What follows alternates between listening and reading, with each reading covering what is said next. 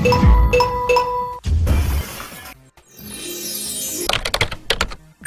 تنسى دعمنا بالاشتراك في القناة والضغط على زر الإعجاب.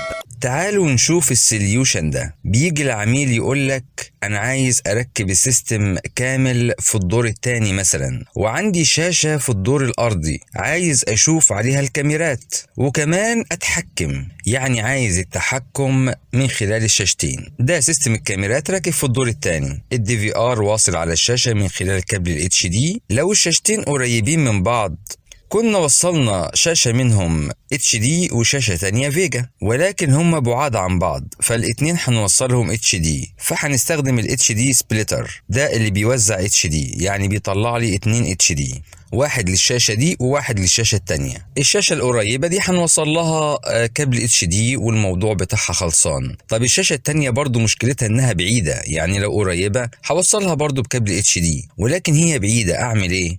بستخدم الكونفرتر ده من ناحية HD ومن ناحية UTB يعني كابل نت، ومن الناحية التانية هناك برضو بلاقي التحويلة من كابل نت إلى HD. ده بيعتبر أسهل طريقة للتوصيل وأرخصها كمان، لأن كابل HD أصلا غالي. لأن ساعات كمان المشكلة إن العميل بيبقى ممشي الكابلات جوه الحيطان، فبيبقى صعب إن أنت طبعا تدخل الراس بتاعت كابل HD أصلا. كده الشاشتين اشتغلوا تمام، ولكن الشاشة اللي في الدور التاني دي فيها تحكم، والشاشة اللي في الدور الأرضي ما فيهاش تحكم. التحكم بيكون من خلال ايه؟ من خلال الماوس. يعني عايزين نحط ماوس تحت في الدور الأرضي. أنا في عندي مخرجين USB، مخرج للشاشة الأولانية ومخرج للشاشة التانية، فبنعمل تطويلة USB زي اللي عملناها بالظبط للHD. بنجيب الكونفرتر ده من ناحية USB ومن ناحية نت، وبنوصل كابل نت في النص بالشكل ده، وفي الناحية التانية برضو نت إلى USB.